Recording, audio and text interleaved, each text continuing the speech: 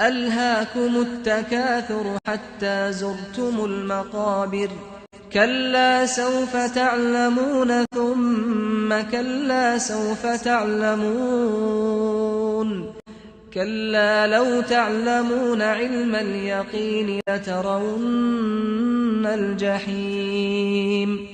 ثم لترونها عين اليقين